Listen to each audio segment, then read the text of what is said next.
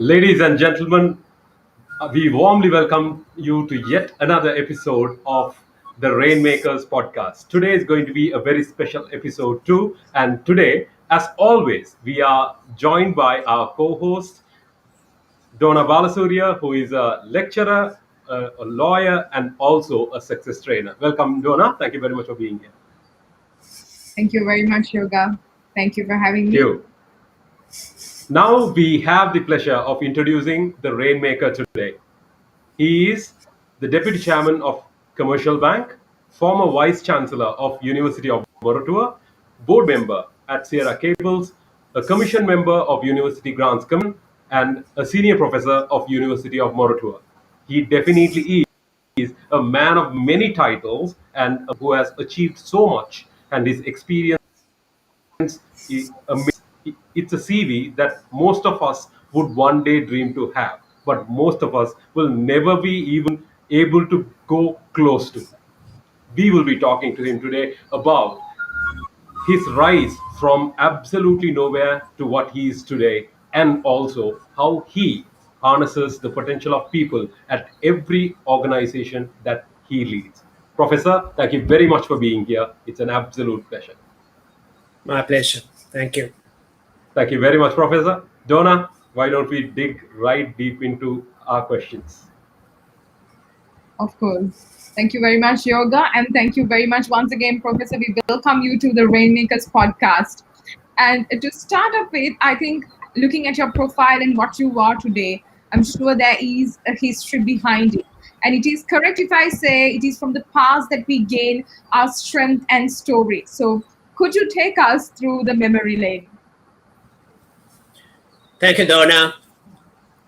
If I tell you my memory lane, actually, I was born in a rural village in Deniaya, and I went to 5 schools before I entered the University of Moratuwa.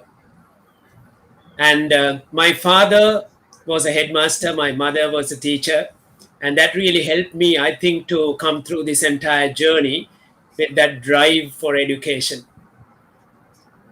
And from that school, I actually managed from perhaps the second school. I actually managed to sit for the grade 5 scholarship examination, and having passed that, I entered the Richmond College.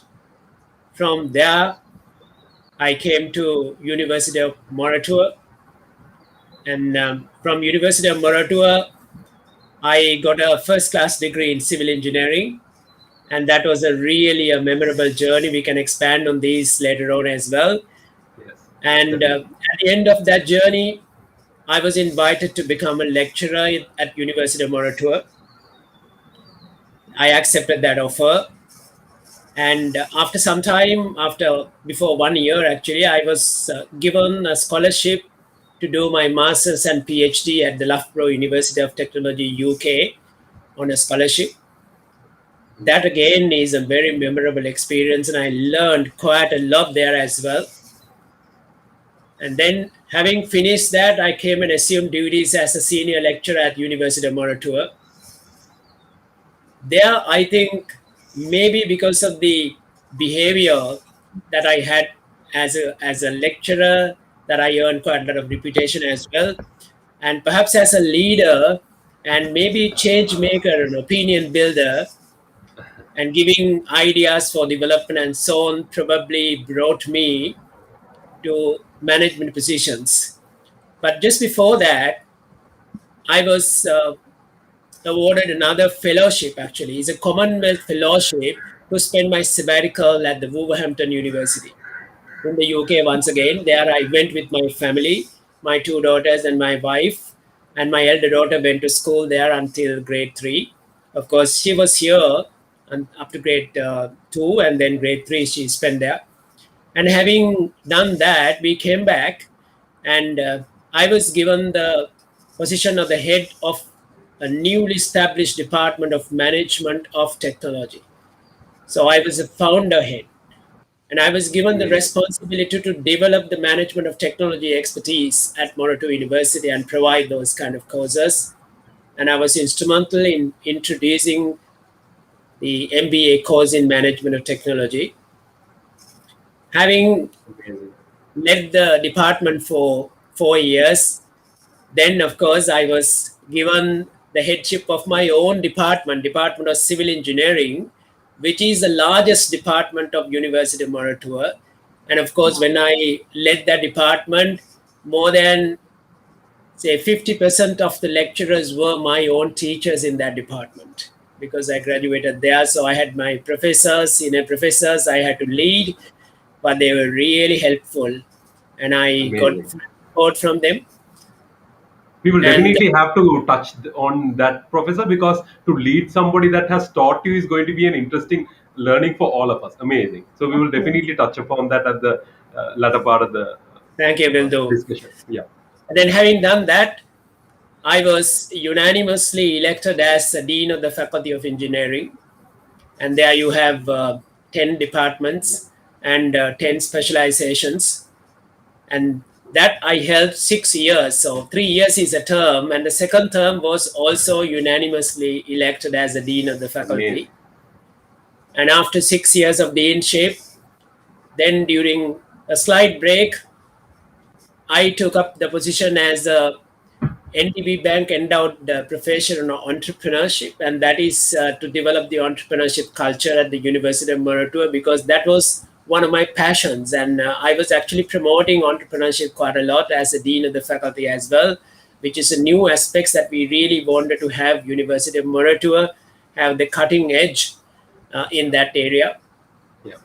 Having done that, during that time, I was actually elected as the president of the Institution of Engineers Sri Lanka, which is the apex body for all engineers in Sri Lanka. So that was a great achievement as well, to preside over that entire body, having over 15,000 members or engineers in Sri Lanka. Amazing. Yeah. After that, I was elected as the vice chancellor of University of Morocco. Wonderful. Actually, appointment is an appointment by His Excellency the President, and so that I held 2 terms. The second term also I was okay. If I say I got 100% of the votes of the council, and the council should give votes. Of course, it's up to the president to appoint, and I was appointed for the second term as well. And so 6 years I held the post as the vice chancellor, and Amazing. immediately after that, I was appointed by the cabinet to lead the National Science Foundation as the director general, which I led 2 years. And my substantive post is a senior professor in civil engineering. So at this point of time, I'm actually on sabbatical leave from University of Moratuwa. When I was the vice chancellor, I was invited to be a board member of the commercial bank, a very prestigious bank.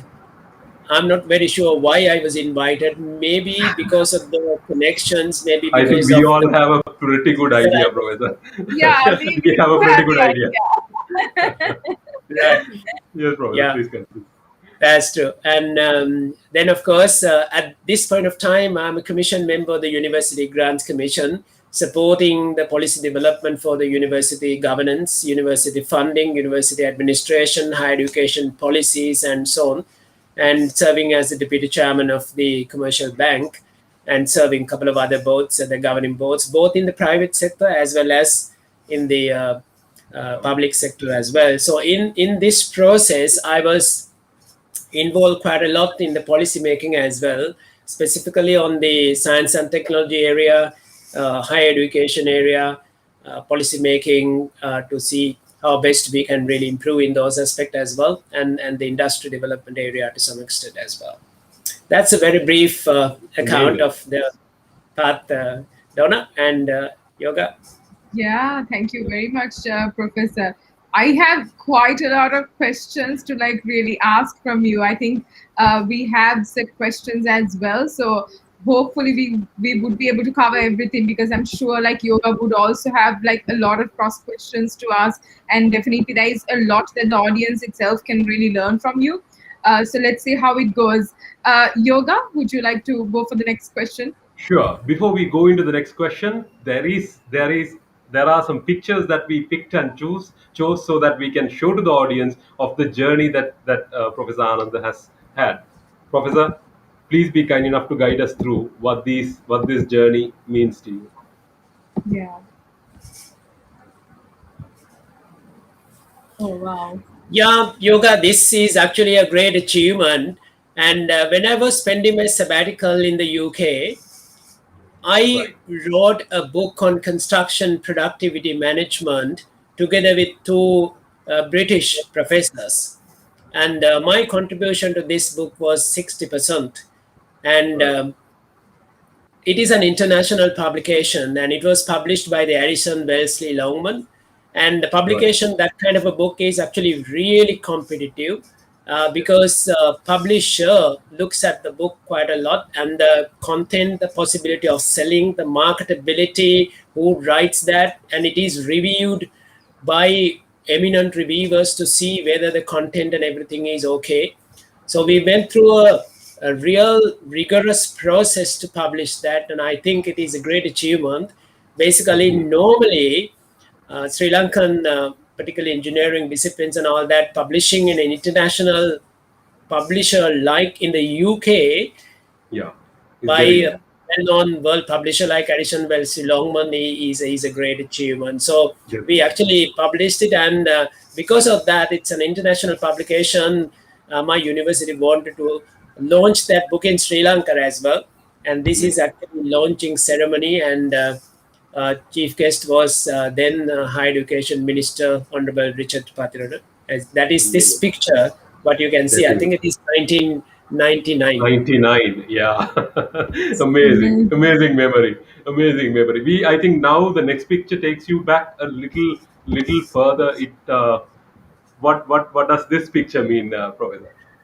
This one, yoga, is a real memorable one. Actually, you can immediately go down in the memory lane, and this is in my room in Loughborough University residence, and Excellent. I had my own room, and this is a room that I spent my time doing the masters and the PhD, and it was a great experience. And this is where, from the window, I first saw snow falling, and immense experience as well throughout. So this is my room, and when I see that, I can go down the memory lane and enjoy Amazing. myself quite a lot as well. Beautiful.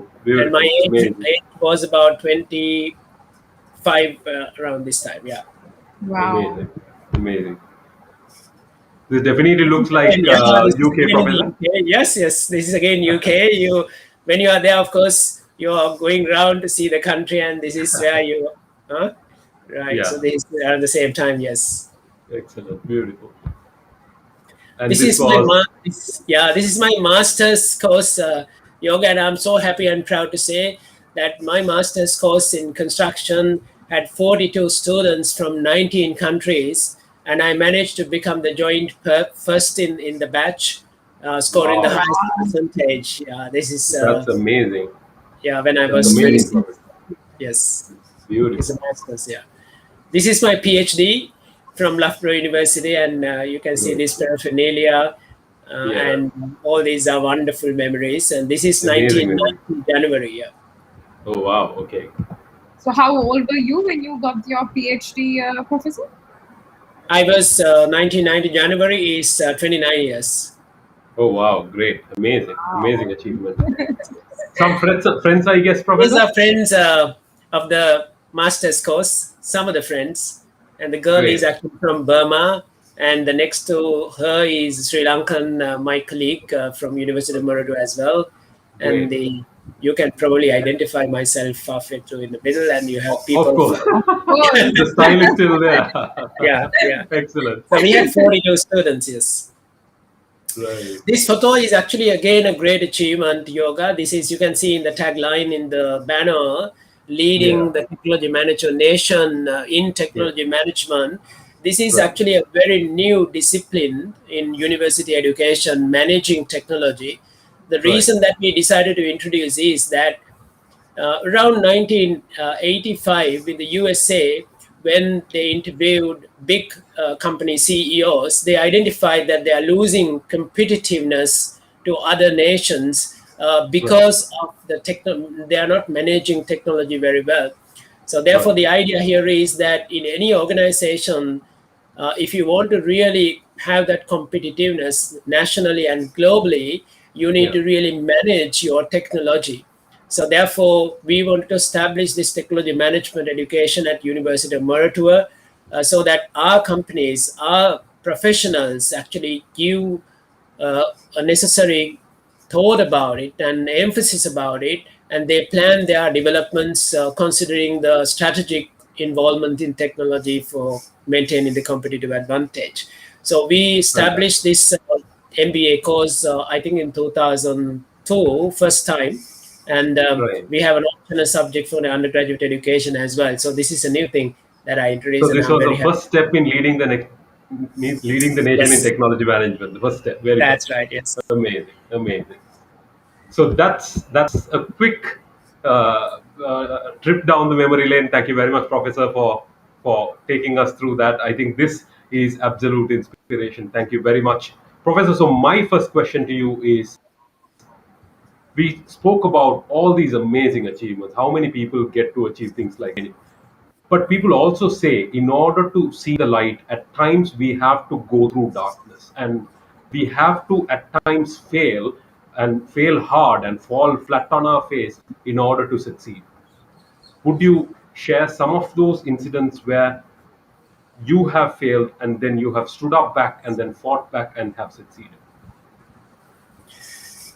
yeah. If you go down the memory lane, yoga, I actually consider failure, as you know, everyone knows, failures are pillars of success. True. And the most important thing that you learn from a failure is a lesson.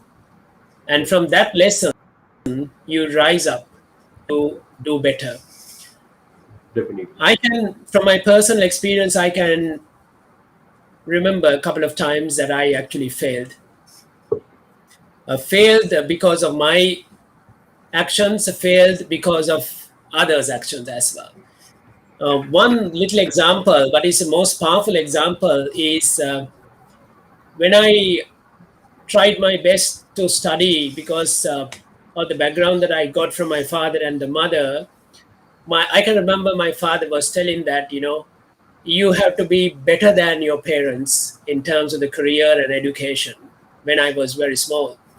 I can remember my school, second school, had classes only up to six, Great. grade six. And so we had only three students in that class, two girls and myself. And from that class, my father actually tried to put me to Richmond College. Right. And he tried to make connections from the people that he knew. And I went to Richmond College with him, and to get some assistance to put me in and all that. But the principal at that time said that if you can get this endorsement from the Minister of Education, that I will take. And my father somehow or other got that endorsement. And when he was walking, he was saying, "Puta, you're very lucky to go to Richmond College," and it was one of the dreams. But with that, when we went to Richmond College, the principal at that time, he actually became very angry. How could this happen? You can't take people like that, and I'm not going to take this person. And he was blaming the Minister of Education, the person who actually endorsed and all that kind of a thing. And I actually could not enter Richmond College, and Oh. it was a hopeless exercise, and I was really upset about it, and my father was upset. But Yeah. it was a failure, but I thought that I must come to this school or even a better school. And that Oh. is a kind of a determination that I had. Yeah. And because of that, when I sat for the grade 5 scholarship examination, I could come to Richmond College. But that again is a real memorable experience, Yoga. If you would like to listen to me, I will try to Cool. be very Yeah. brief about that. Yeah. From my home to that school, you have about 10, maybe 11 kilometers. In any way, I had to walk about 1.5 kilometers to come to the place where bus starts, public Yeah. transport starts. And I Yes. came on that day, a fateful day where you have this scholarship examination. And I was waiting for the bus, and the bus didn't turn up.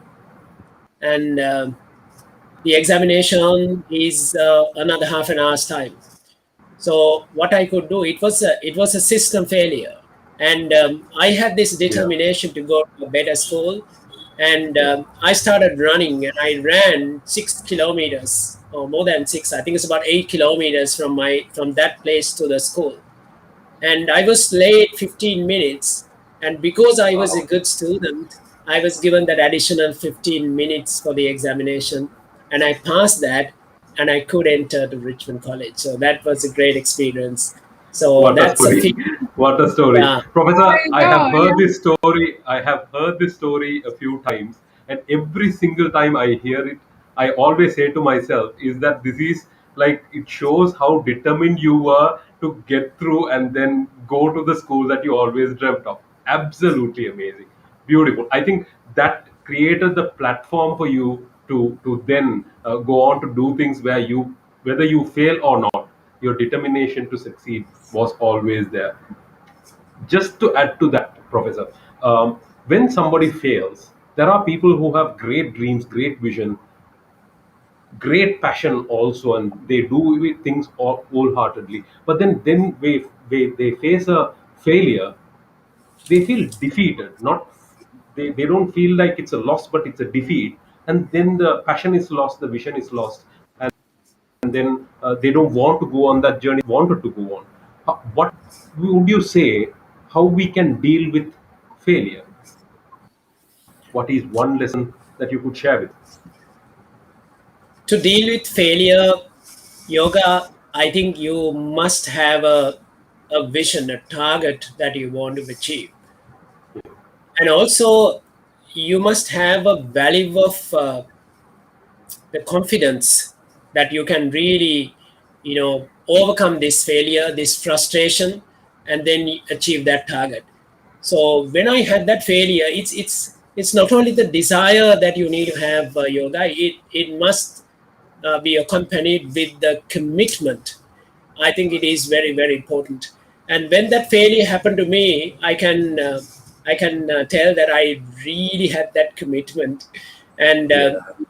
I will tell you one example where I had that commitment, yoga. That is where, when I came to University of Moratuwa, my English language was very poor.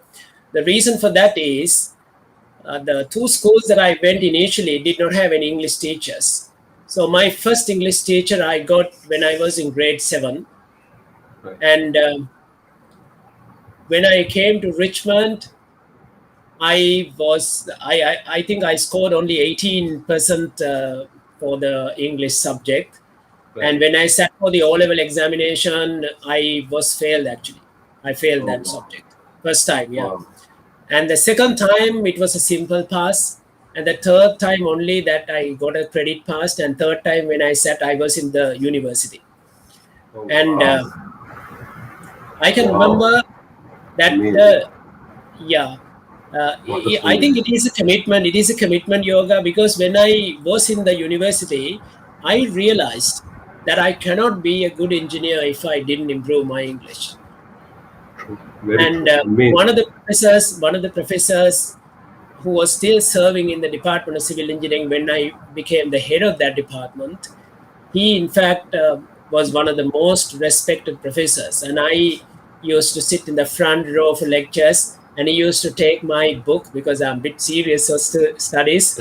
And by looking at my notes, he said that English is so obviously, I think it was the reason I didn't have a teacher.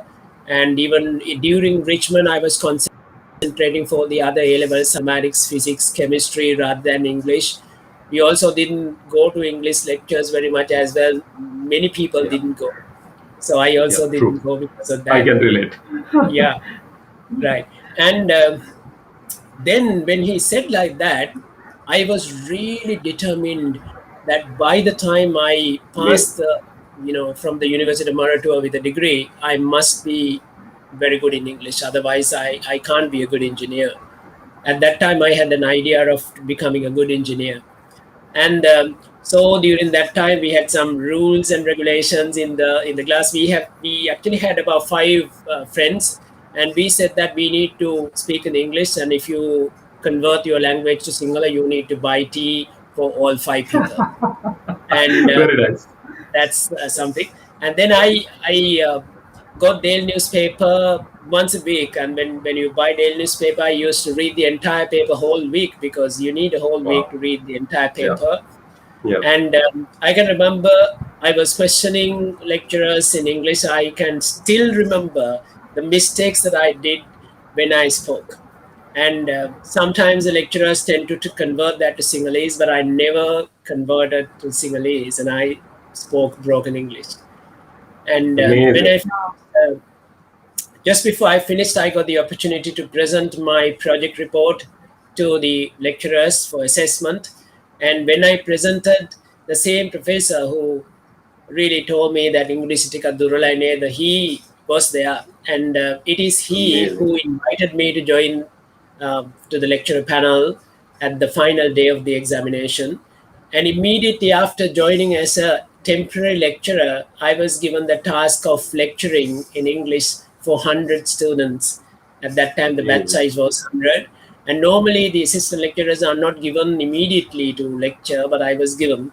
And I can still remember the kind of the gears we call gears, right? The so-called gears. I think in Toastmastering, you really measure them. Whether you use Yes. these filler words like "I Yes. know," "of course," all these things Yes. were like gears that you turn to your subject and things like that. So I can Yeah. still remember that I was using those kind of gears, Yeah. filler words to do that. But I'm so happy to say that I was considered as one of the best lecturers even at that time. Yeah. So that's the Professor, determination. what an amazing story. Amazing story. In the sense, I cannot. First of all, thank you very much for sharing. What happens is people do not share stories like this. We get to a place like a person like you achieving amazing things, and then they just tell the good things and not failures. But you were so free enough to say you failed in English the first time, second time it was a simple pass, third time while you were in the university, you were determined enough to go back and do your O-level English paper and then get a credit pass. Absolutely amazing, Professor. And you said to deal with failure, have a vision that is very compelling, and then have the commitment to go after it. And irrespective of whether you fail, don't treat it like a defeat, but continue to move towards it till you succeed. Amazing. Thank you very much, Professor, for sharing. Absolutely. I have goosebumps and I feel motivated to do something something more than what I had been doing. Absolutely. Thank you very much for sharing. Donna? Yeah, of course.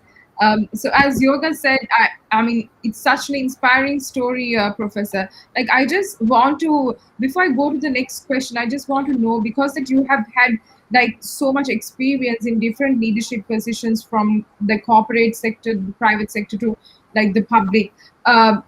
I just want to know, do you believe, now you have been invited for so many designations to handle different sets of teams, like different from different backgrounds. Do you believe in luck, or do you believe in hard work? Because you have got so many opportunities here and there. What do you think? Do you believe in luck, or is it purely your hard work? Donna, my journey is not because of luck. It is always hard work to some extent. I think I heard people saying, my relatives saying, that I cut my own road. That is the example that they told me. And I don't think I actually got anything because of luck. Um, Something that I really wanted to have was when I was given a responsibility. In fact, I can say that I myself didn't have a personal target. My target was always to do best when I'm given a responsibility and when I'm invited to do. And that really opened up different pathways. And given the opportunity, I do best, and it opens up another pathway like that. So it goes on like that. So that was something that happened to me, Donna. It's really hard work in that context. Yes. All right, amazing, amazing. So I think there is one learning point to everyone. That is, if you're given with an opportunity to always do your best so that it opens up new opportunities. So I think that's a very good learning point. And my next question is, Professor, when we are working on a long-term vision, we might have to sacrifice short-term pleasures. So it would feel like a pale and joyless endeavor. So how to keep up the motivation? Yeah, motivation is Donna always when you know that you need to do best, right? Because with your values that you are afraid of certain things. Because with the values that you have, if you are given a responsibility, you don't want to break the trust that other people have given have on you, and you tend to do your best. And sometimes you have these failures, but still, when you, I think in my case, rather than my own failures or own way of own achievements, Donna, when an opportunity is given to me, I was trying hard to achieve the best for the organization or the position that I was given in that official duty, rather than my personal gain. Of course, Amazing. I was really considering that I need to do best. If at all that I develop my personal capabilities, and the way that I approach is actually to do better, so that I maintain that trust and the confidence that the others trusted upon you. And for that purpose, I develop my gaps and capabilities as you go ahead. But main purpose was to do my best for the organization or the position that I worked for, and that was my motto throughout, Donna. Yeah, thank you very much. Thank you very much, Professor. I think that is there are like 2 points where, of course, you're trying your best to do when there's an opportunity given, and also like you're going beyond that and actually trying to serve the people who have really trusted you in the particular work or the task. So amazing. Thank you very much for the inspiration, Professor. There's so much to learn. Yoga. Professor, the next question comes from a place of a few people I have heard saying that if, despite their qualification, despite their experience, despite their achievements, whether in professionally or in personal life, people say that there is a ceiling that stops them from going to the absolute top. You are a person who has gone on to break all of them and achieve the highest rung, reach the highest rungs in leadership. How did you break those barriers? I'm sure you face those barriers too. How did you break those barriers, Prof? Yoga, I think, to break those kind of barriers, and you have this some kind of a ceiling that you have, you know, set up in your mindset, right? So it's a misnomer. You think that you can't go beyond that, or whatever it is that you have set that limit. But I think it is a confidence. The key factor is a confidence, and really confident, you can overcome these barriers. So this confidence comes in observing other people as well, Yoga, because when you observe other people, their performance and their behavior, their capabilities, you think that you have a better vision, maybe better way of handling, and maybe better capabilities, even if you don't have those kind of capabilities readily available, but you can actually get these capabilities, and then do that. So I have been observing people, and I had that confidence that I can actually do a better job. And that confidence actually came with a idea of the vision, Yoga, because I can say that I was actually strong in my vision most of the time. That Right, vision drove me to many places. I can right, remember that when I was head of the civil engineering department, senior people, they were saying that when you become the dean or when you become the vice chancellor, maybe they saw some kind of a way that I respond to various situations and handle various situations. they identified those kind of capabilities, and I took sense, maybe, right? And I have that long-term vision in that context. So that created me. So I was always looking at the short-term kind of targets or whatever. Whenever it responded, I was relating always to the long-term vision, and that actually opened up opportunities for University of Moratuwa, various opportunities.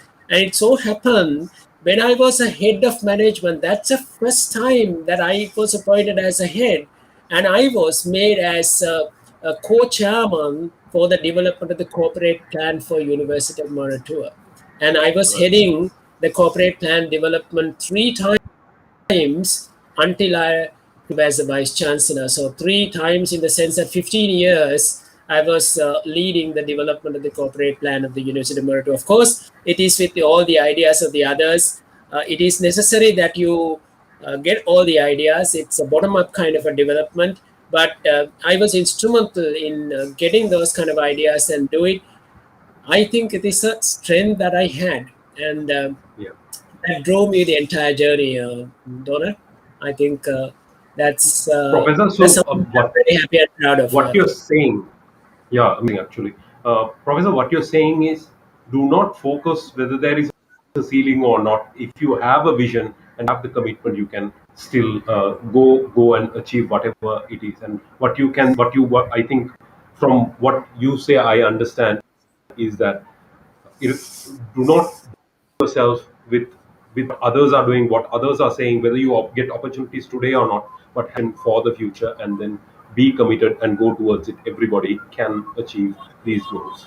Exactly. Yeah. Amazing. One small point, Yoga, that in doing so, when I was given an opportunity, say for example, it might be deputy chairman or board member of the commercial bank, and of course you can see that I really don't have a banking background. Yeah, It's that maybe visionary background to some extent, a yeah, strategic right. background to some extent, and I was always trying to identify my gaps in which area, which expertise I don't have, which knowledge area I need to really gain.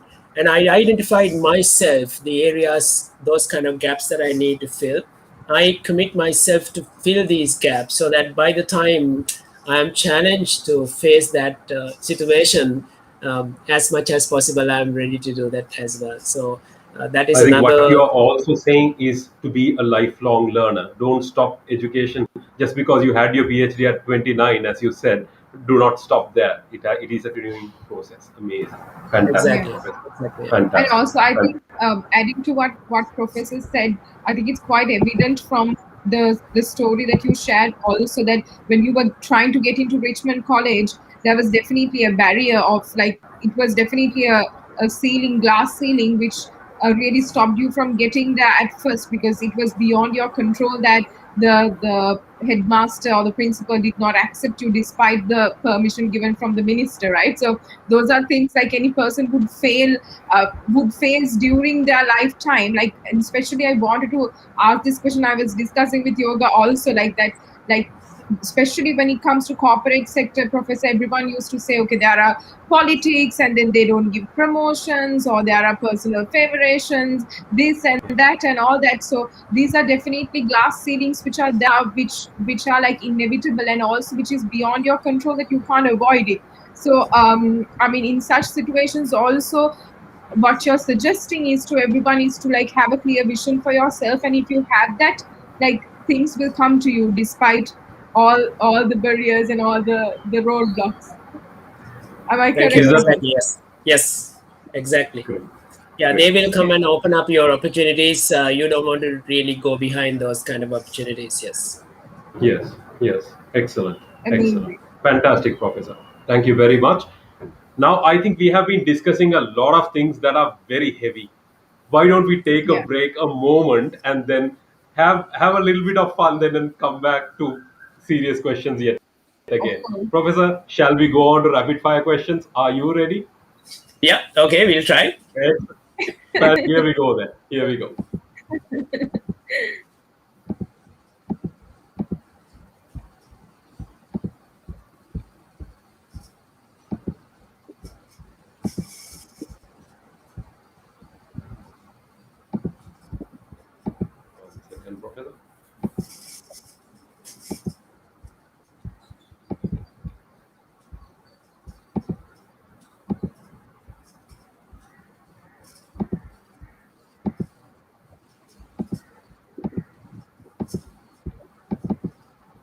All right, this is the rapid fire questions.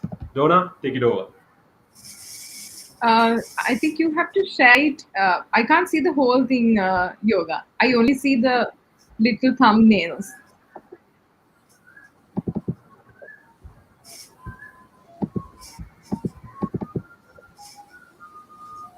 No? No, it's not. It's not visible.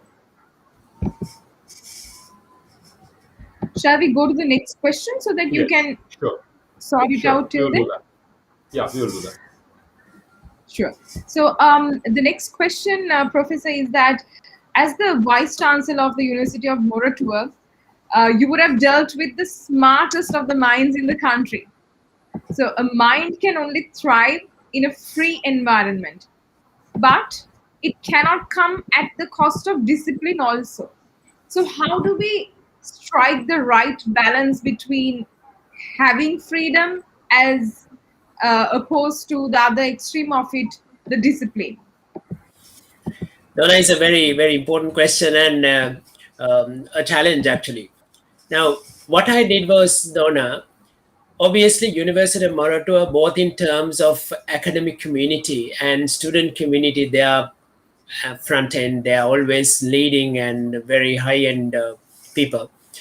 And so, obviously, when you consider the accountability, the academic aspect of it, we give them freedom because I think Moratuwa is one of the great models where you allow the academics to have their freedom to go to the industry, get experience, involve with the industry, do consultancies, share your expertise, bring in case studies to university, use those case studies to teach people, innovate and transfer those kind of technologies, hold good positions like director boards of the institutions, become chairman of the institution and all that.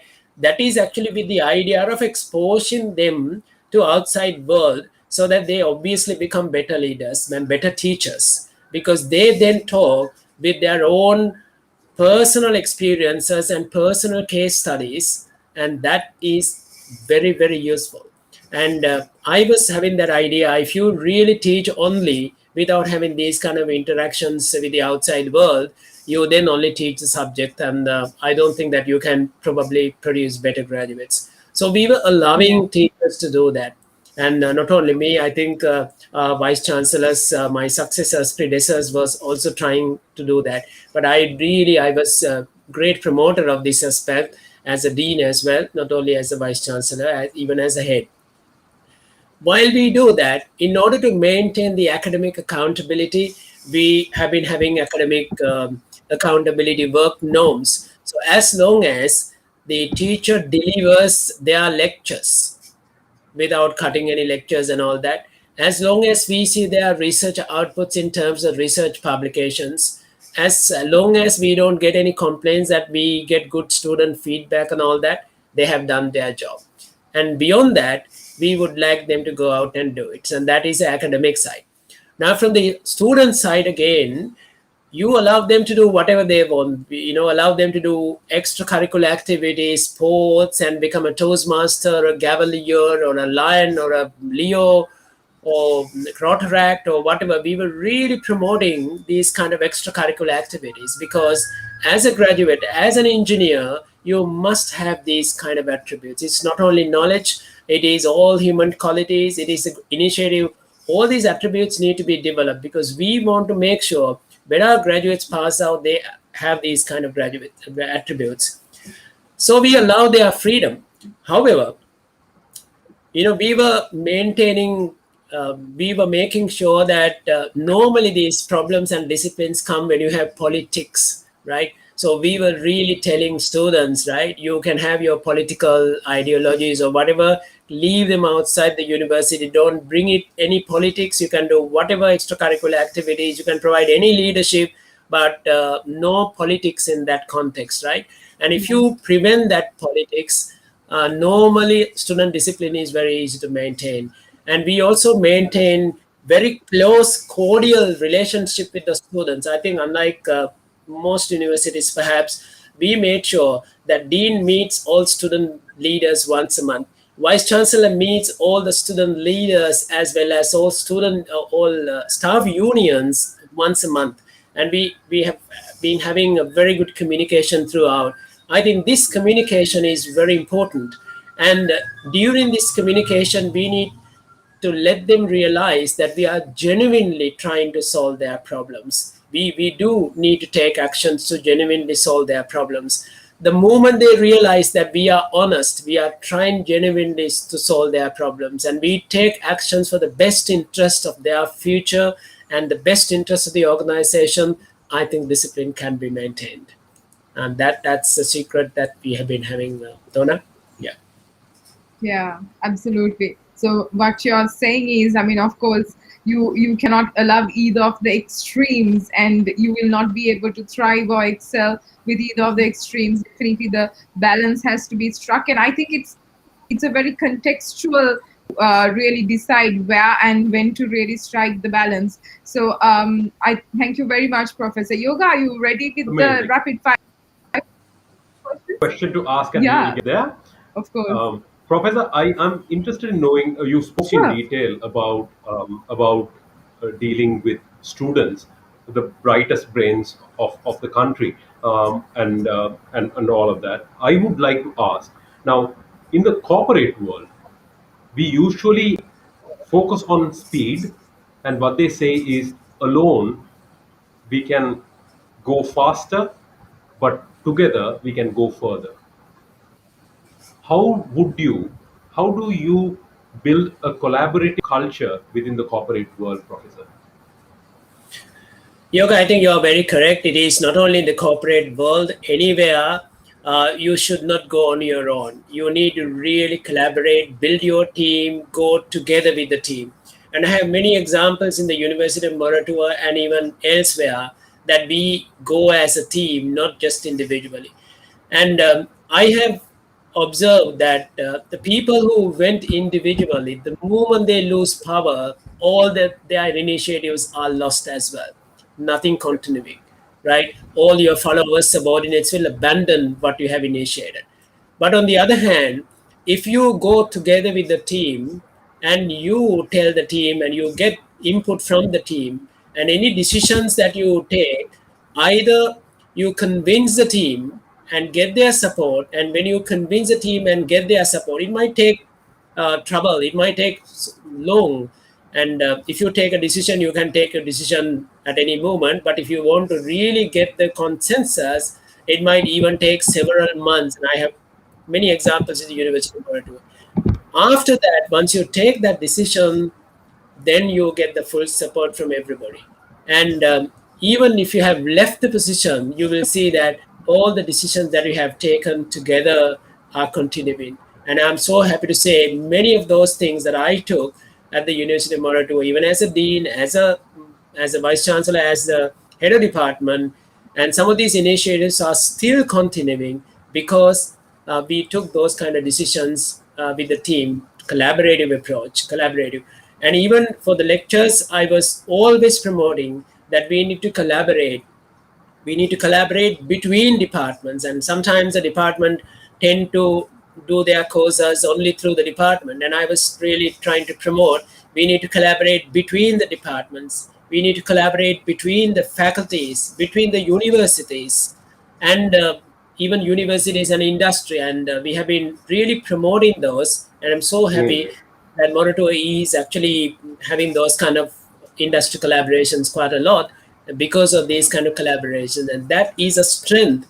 And even if you do research yoga, unless you collaborate, the results that you get might not be really implementable because you come out with a solution to a problem from your own perspective. And when you collaborate, when you have multidisciplinary expertise and the problem is looked at from all sorts of point of view, and your solution has been tested by many directions with the collaborations, obviously that solution is the best solution that you can get, and it is very sustainable and fruitful and successful. And that's That's how we need to do. And the collaboration is a success all the time, Yoga. You must go for it. Amazing, amazing, Professor. Thank you very much for clarifying and giving examples of how we have practically implemented them. Thank you very much. Yona?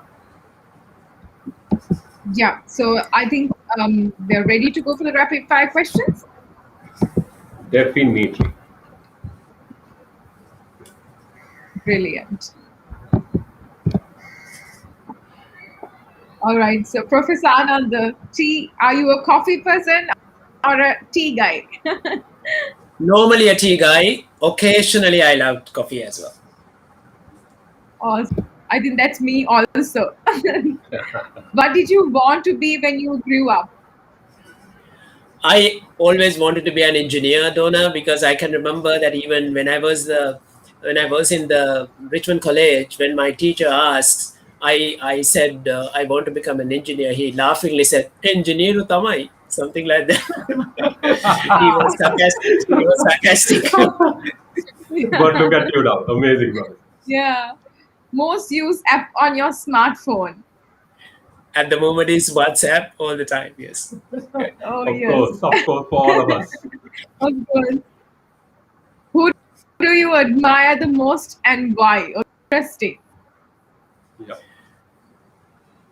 I admire honest people. I admire people having very good qualities and things like that, and I really become very friendly with them, and I open up my heart to them, heart in the sense that in all the aspects. Yeah, right. Amazing. Beautiful. Amazing. Beautiful. Best way to run a meeting is? Of course, I think with all the experience, you need to be very, very well prepared. You must have an agenda.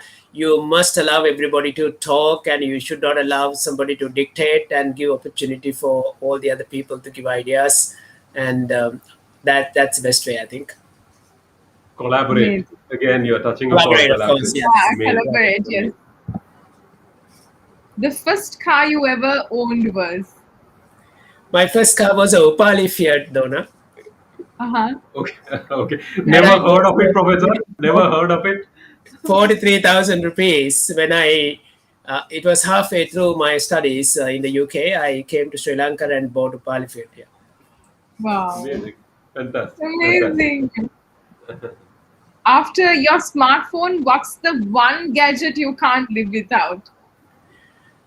I have to live with my iPad actually, because most of my documents and corporate documents are there in the iPad. My plans and my checklists and all that, it's in the iPad. Yes. Nice. What was the toughest period of your career? I have been always considering every period is a tough period, Donna, because I was actually creating my own toughness in my life. But however, you can say that it is during the vice chancellor period, because you need to do parallel processing of many things, and it's tough because of time management that you really need. Yeah. Nice. What is the one attribute that every good team member should have? I think it is interpersonal relationships and mutual respect.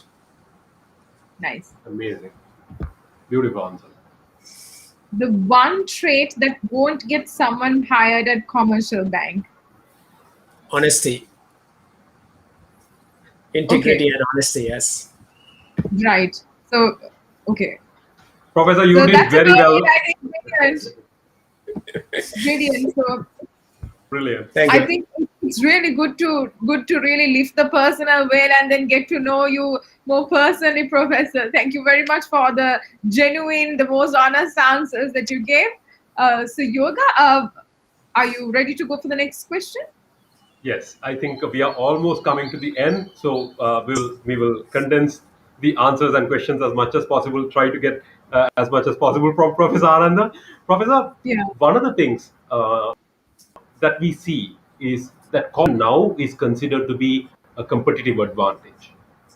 At an organization like the commercial bank, one of the leading organizations of not only the industry but also Sri Lanka, how do you cultivate a good corporate culture as competitive advantage? Yoga, I think corporate culture is not something that you can quickly build. it takes long time to develop a culture in an organization. It's just like a footprint.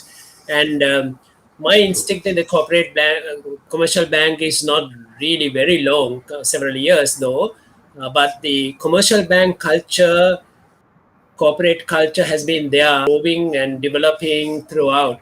And I think what we need to do is we need to understand what we really value, right? I think as a corporate citizen, a commercial bank really value the customer relationships, the trustworthiness, the honesty, the people can rely as a bank, and then only that you really get the services of the bank, and the bank can grow as well. So we really develop this. We want to make sure, even at the board level, we want to make sure that right from the top level, we demonstrate that. We demonstrate that Right. we really value these kind of customer relationships, providing the best experience for the customers, and honesty, integrity, compliance, all of those. So I think with our standards that we maintain, that we developed, we can gradually develop and improve and bring the organization to greater heights. Yoga. So that's basically what we have been doing, and what we need to do to create that kind of a culture which becomes better and better, and which supports our competitive advantage compared to other competitors. Yoga. Hope that. Excellent. Thank you very much, Professor. It's clear that it's important. How would you rate the corporate culture of the company? As how important is it compared to the other features and elements of the corporate plan? Yoga, I think it is definitely very, very important, because without a corporate culture, you cannot consider sustainability in your growth. I think as a big organization, or any organization where you want to look to the future, not really going for short-term profits, but long-term stability, long-term growth, you must have that kind of a corporate culture developing. So the idea here is not to look at short term, but to look at long term, to see that you create that image in your customers, so that the customers will not view and will always follow you. Even customers have better deals, they will always trust you as a partner who can be really trusted, and who will look after you when you are in danger, when you are in difficulty. So we have been doing those kind of things. I think yoga, we need to continue those kind of things to have that competitive advantage. And the sustainability of the growth. I like the point that you made there. Exactly, yeah. Amazing. Amazing. Thank you, Professor. Donna? Yeah, of course. So we're heading on to the last question today, for today, Professor. That is, how important is the role of communication in harnessing the true potential of people, in your opinion?